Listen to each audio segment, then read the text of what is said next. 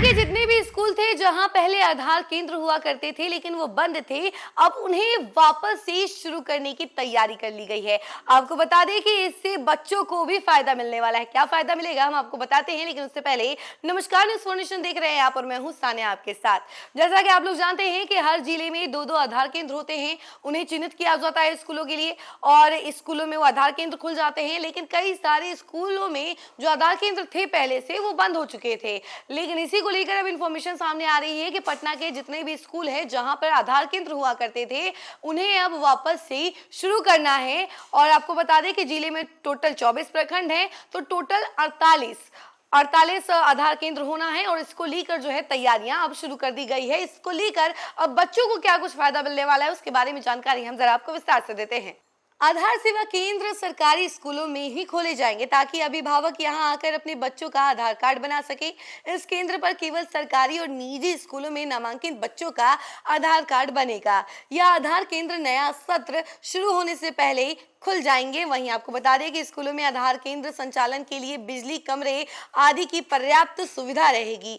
साथ ही इसके लिए 1 महीने में एजेंसी का चयन कर लिया जाएगा, जिसके बाद 60 दिनों के अंदर भारतीय विशिष्ट पहचान प्राधिकरण से आधार केंद्र शुरू करने की प्रक्रिया शुरू की जाएगी।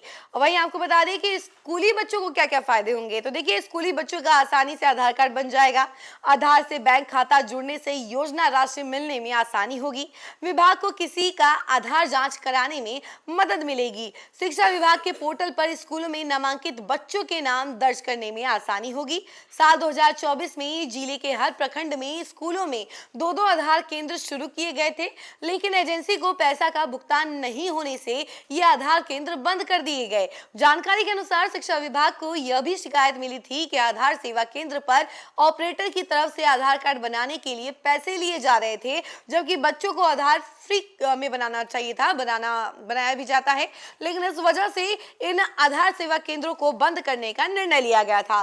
तो देखिए, पहले जो आधार केंद्र बंद हुआ करते थे, अब उन्हें वापस से शुरू करना है। लेकिन पहले जो बंद किया गया था वो इसलिए किया गया था क्योंकि जो भी ऑपरेटर वहां पे बैठा हुआ रहता था, जो कि बच्चों का आधार कार्ड बनाता था, वो बच्चों से पैसे लेता था, उनके अभिभावक से पैसे लेता था, जिसकी वजह से कई सारे लोगों ने कंप्लेन की और कंप्लेन करने के बाद जो है स्कूलों के जितने भी आधार सेवा केंद्र थे उसे बंद कर दिया गया और अब इसे वापस से शुरू करने की तैयारी जो है वो शुरू कर दी गई है। आपको बता दें कि अब ऐसे ऑपरेटर्स को रखा जाएगा जो कि फ्री में बच्चों के आधार कार्ड बनाएंगे, उसके अभिभावक के आधार कार्ड बनाएंगे। मतलब एक तरीके से बच्चों के लिए सहूलियत भी होगी। बच्चों के जितने भी आधार कार्ड होंगे वो बनाए जाएंगे इस आधार सेवा केंद्र पर। और इसके साथ ही साथ आपको बता दें कि जितनी भी योजनाएं होती हैं बच्चों के लिए, उसका लाभ भी वो उठा सकेंगे, क्योंकि जब आधार बन जाएगा और उसके बाद बाकी सब डॉक्यूमेंट से आधार लिंक हो जाएगा एक ही जगह से, तो उन्हें ज्यादा परेशानी नहीं होगी और फिर वो सरकारी योजनाओं का लाभ भी उठा सकेंगे। और इसी कड़ी में ये सारी बातें सोचते हुए आधार केंद्र जो है